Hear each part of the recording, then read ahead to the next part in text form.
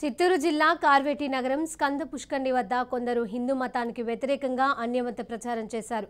మత మార్పిడికి సైతం పాల్పడ్డారు. ఈ విషయం గమనించి స్థానిక హిందువులు వెంటనే అడ్డుకున్నారు.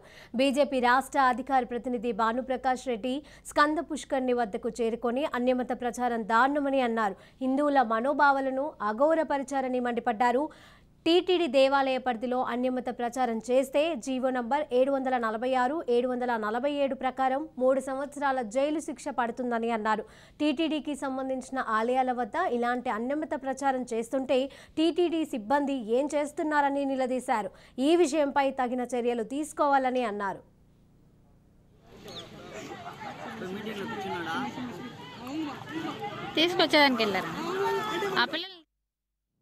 అనుబంధ ఆలయంగా ఉన్నటువంటి వేణుగోపాల స్వామి ఆలయం కార్వేటి నగరంలో ఈరోజు దర్శించుకోవడం జరిగింది. స్వామివారికి పుష్కరిణి అత్యంత పవిత్రమైనటువంటి పుష్కరిణిలో నిన్న సోమవారం నాడు, కార్తీక సోమవారం నాడు అత్యంత పవిత్రమైనటువంటి మాసం హిందువులకి. అలాంటి మాసంలో నిన్న ఆ ప్రాంతంలో అన్యమతానికి సంబంధించి క్రిస్టియన్ మిషనరీకి సంబంధించిన వ్యక్తులు ఆ పవిత్ర కోనేరులో అన్యమత ప్రార్థనలు చేస్తూ అక్కడున్నటువంటి వారిని మతం మారుస్తూ హిందూ దేవుల్ని కించపరుస్తూ హిందువుల మనోభావాలు గాయపడే విధంగా, బాధపడే విధంగా మాట్లాడుతూ ఇష్టానుసారంగా వివరించడం జరిగింది. అక్కడున్నటువంటి స్థానిక హిందూ బంధువులు వారిని అడ్డుకొని నిలదీయడం జరిగింది. దీని మీద భారతీయ జనతా పార్టీ తీవ్రంగా ఈ సంఘటన ఖండిస్తూ ఉంది.